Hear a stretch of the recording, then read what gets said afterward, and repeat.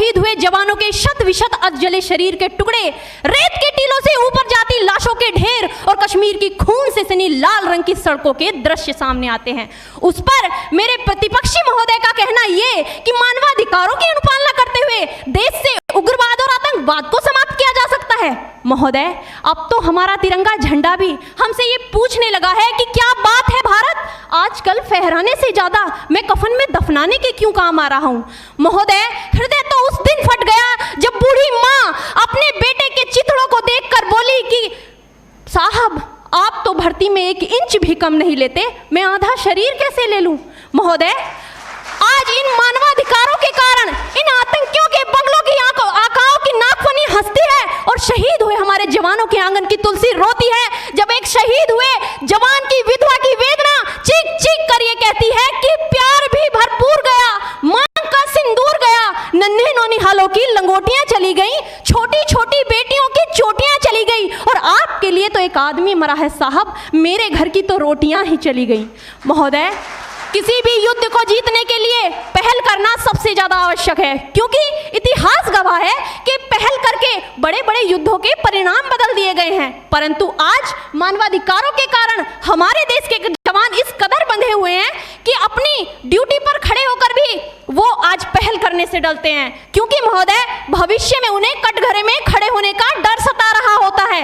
वो ये जानते हैं कि चाहे एक उग्रवादी की राइफल से निकलने वाली गोली को ये तय करना पड़े या ना पड़े कि वो किसे लगेगी, लेकिन हमारी राइफल से निकलने वाली हर गोली को ये निर्णय लेना पड़ता है कि चाहे वो किसी निर्दोष को लगे, दोषी को लगे या ना लगे, परंतु किसी निर्दोष को नहीं लगनी चाहिए। यदि ऐसा हुआ तो ना तो ये समाज हमें छोड़ेगा, ना ही तिल का ताड़ बनाने वाली ये मीडिया हमें छोड़ेगी। और महोदय, मानवाधिकार के तले किसी जवान को दबाकर युद्ध के मैदान में छोड़ देना कोई वीरता नहीं, एक आत्महत्या है।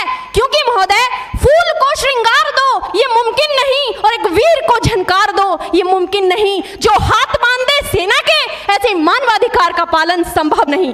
महोदय, आज सत्यनिष्ठा के मार्ग पर चलते हुए भी हमारे देश का जवान इन आतंकवादियों, इन पत्थरबाजों से डरता है, क्योंकि वो जानता है कि उसकी राइफल से निकलने वाली गोली अगर टारगेट को हिट नहीं भी करेगी तो भी 400 मीटर तक जाएगी, और यदि इस बीच वो किसी निर्दोष को लग गई तो महोदय हमें अपनी नौकरी से हाथ तक धोना पड़ सकता है।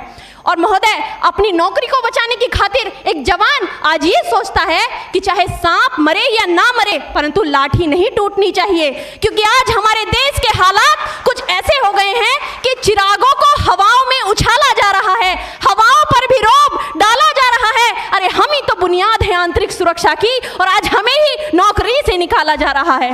महोदय, जब पुलवामा में 44 जवान शहीद हुए, छत्तीसगढ़ में 76 जवान शहीद हुए, तो कोई भी मानवाधिकार की दुहाई देने वाला हमारे पक्ष में आकर खड़ा नहीं हुआ।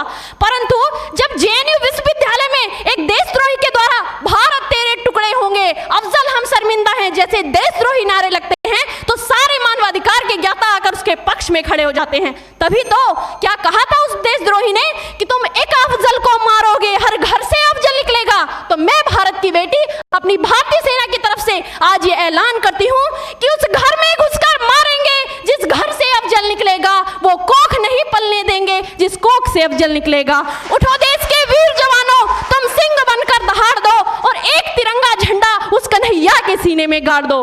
महोदय, अंत में अपनी वाणी को विराम की ओर ले जाते हुए मैं सिर्फ इतना ही कहना चाहूंगी कि मुझे अफसोस है अपने देश की न्यायिक प्रक्रिया पर, जहां आज भी रात के 12 बजे अजमल कसाब जैसे आतंकी के लिए सर्वोच्च न्यायालय के दरवाजे खोल दिए जाते हैं। ऐसे देश से मानवाधिकारों की अनुपालना करते हुए आतंकवाद और उग्रवाद से कभी नहीं निपटा जा सकता। मानवाधिकार के नाम की दुहाइयां देने वालों, सीमा पर लड़ा नहीं जाता, चरखों से शोलों के आगे रामायण पढ़ी नहीं जाती, सीमा पर गोलों के आगे धरती के घोर कुहासे को एक सूरज ही हर सकता है, क्योंकि एटम बम से रक्षा केवल एटम बम ही कर सकता है। जय हिंद, जय भारत।